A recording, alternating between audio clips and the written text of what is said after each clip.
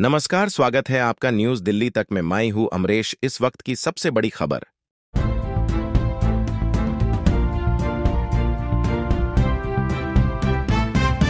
JNU में कुलपति की जगह अब कुलगुरु।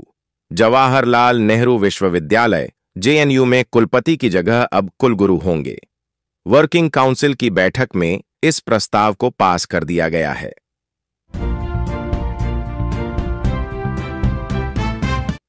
एमसीडी स्टैंडिंग कमेटी पर बीजेपी का कब्जा। मेयर के बाद अब एमसीडी की सबसे शक्तिशाली स्टैंडिंग कमेटी पर भी बीजेपी का कब्जा हो गया है, जिससे उनका रास्ता साफ हो गया है। एएपी ने बीजेपी पर लगाया शिक्षा माफिया को बचाने का आरोप। दिल्ली की पूर्व मुख्यमंत्री आतिशी ने बीजेपी पर शिक्षा माफिया को बचाने का आरोप लगाया है। उन्होंने कहा कि एएपी विधायक इस बिल पर रायशुमारी के लिए लगातार बैठकें करेंगे। वार्ड कमेटी चुनाव में बीजेपी को बढ़त। दिल्ली में 8 वार्ड कमेटी में चेयरमैन पद पर बीजेपी ने जीत हासिल की है, जबकि एएपी को 4 पर ही सफलता मिली है। दिल्ली हाई कोर्ट से लालू यादव को झटका।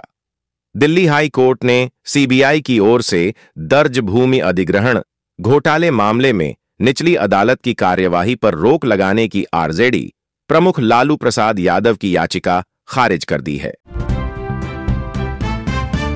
अग्निवीरों को पुलिस भर्ती में आरक्षण। योगी सरकार ने अग्निवीरों को पुलिस, पीएसी, आरक्षी घुड़सवार और फायरमैन की सीधी भर्ती में 20% आरक्षण देने के प्रस्ताव पर मुहर लगा दी है। 2027 के विधानसभा चुनाव में अपनी जीत की हैट्रिक लगाने की तैयारी में है। इसके लिए मौजूदा विधायकों के कामकाज का ऑडिट कराया जा रहा है और मंत्रियों के काम की नियमित समीक्षा चल रही है। बीजेपी समाजवादी पार्टी के पीडीए पिछड़ा दलित अल्पसंख्यक फार्मूले को कमजोर करने की कोशिश कर रही है।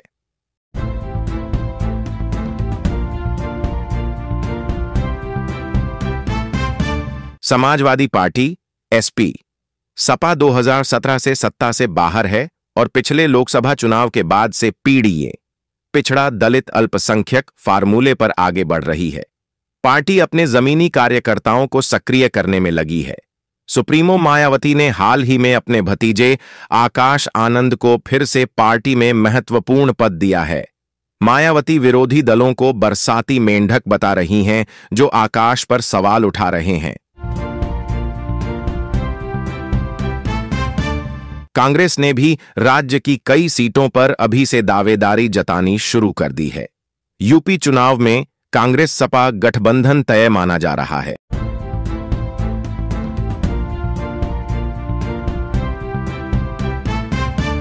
आजाद समाज पार्टी कांशीराम।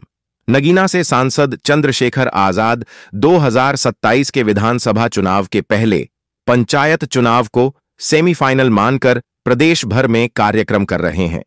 उनका कहना है कि भविष्य में भी पार्टी अपने बलबूते चुनाव लड़ेगी। चांदनी चौक में लूट। चांदनी चौक के एक टेक्सटाइल शोरूम में फायरिंग कर 35 लाख रुपए की लूट की गई। बदमाश ऑफिस का कांच तोड़कर पैसे लूटकर फरार हो गए। पुलिस जांच कर रही है और सीसीटीवी फुटेज खंगाले जा रहे हैं। दिल्ली पुलिस स्पेशल सेल में चोरी। दिल्ली पुलिस के स्पेशल सेल के मालखाने से करोड़ों की चोरी के आरोप में एक हेड कांस्टेबल को गिरफ्तार किया गया है। शाहदरा में भाई बहन का शव। शाहदरा में एक बंद कमरे में भाई बहन का शव लटका मिला। पुलिस जांच कर रही है।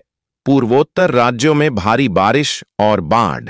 असम, मणिपुर, त्रिपुरा, सिक्किम और अरुणाचल प्रदेश जैसे पूर्वोत्तर राज्यों में भारी बारिश और बाढ़ ने जनजीवन अस्त व्यस्त कर दिया है। अब तक 30 से ज्यादा लोगों की मौत की खबर है और कई इलाकों में पानी भर गया है। राहत और बचाव कार्य के लिए सेना को तैनात किया गया है। वक्फ संपत्तियों के प्रबंधन के लिए उम्मीद पोर्टल। केंद्र सरकार 6 जून को वक्फ संपत्तियों के प्रबंधन में पारदर्शिता लाने के लिए उम्मीद पोर्टल लॉन्च करेगी। चार धाम यात्रा।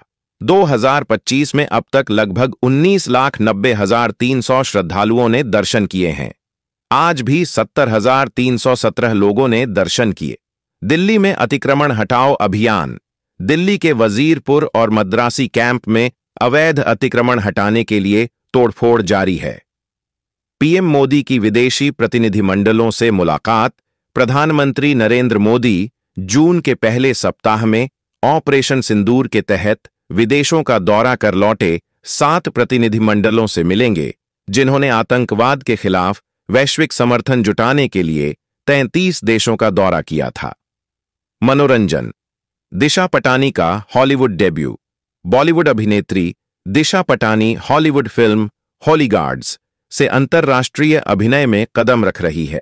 इस फिल्म का निर्देशन ऑस्कर विजेता केविन स्पेसी ने किया है और इसमें डॉल्फ लुंडग्रेन, टायरस गिब्सन और ब्रायना हिल्डेब्रांड जैसे कलाकार भी हैं। फिल्म की शूटिंग मेक्सिको में पूरी हो चुकी है। दिशा इससे पहले जैकी चैन के साथ कुंग फू योगा में भी काम कर चुकी है। देखते रहिए न्यूज़ दिल्ली तक और चैनल को सब्सक्राइब जरूर करें। नमस्कार।